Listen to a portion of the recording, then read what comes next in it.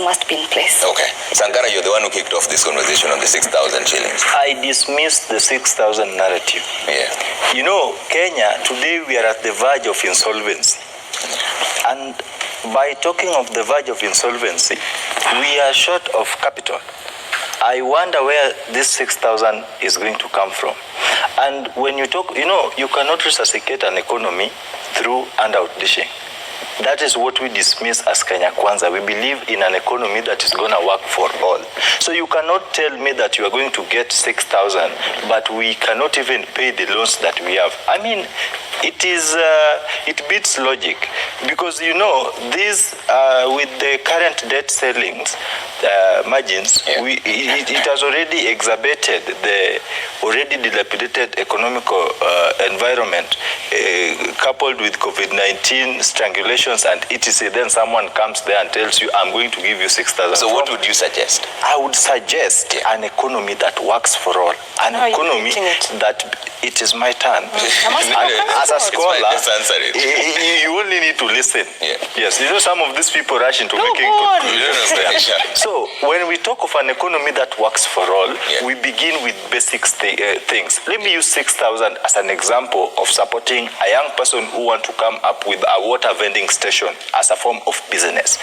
Trevor, it is cumbersome climbing the bureaucratic and punitive tax regime, setting up a water vending station. Imagine you have 6,000 from the Azimio presidency, which I don't see coming any soon.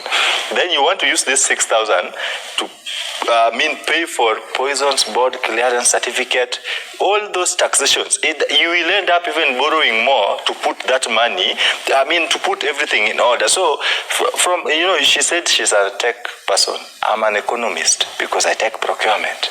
I understand what I'm talking about. She talked of AGPO and that process. You know, before we award tenders, we look at technical ability, financial stability of the contractor.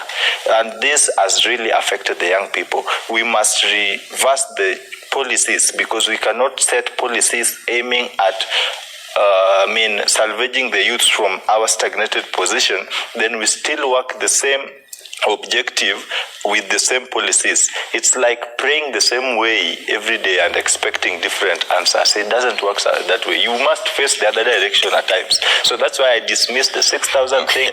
It is totally nonsensical. Okay. It doesn't make sense in a logical economic environment. Okay. It can only be used to pull crowds, the desperate crowds from the Azimio side. Trevor, I like what he's saying, because the deputy president is a current deputy president. He's been the deputy president since 2013 all the way to 2022. And I'm keen to know why what he's suggesting now hasn't been implemented. But notwithstanding, there's something called debt restructuring. And any president that takes over after August 9 will have to do debt restructuring. Yeah. They talked about AGPO. I'm a beneficiary of AGPO. And when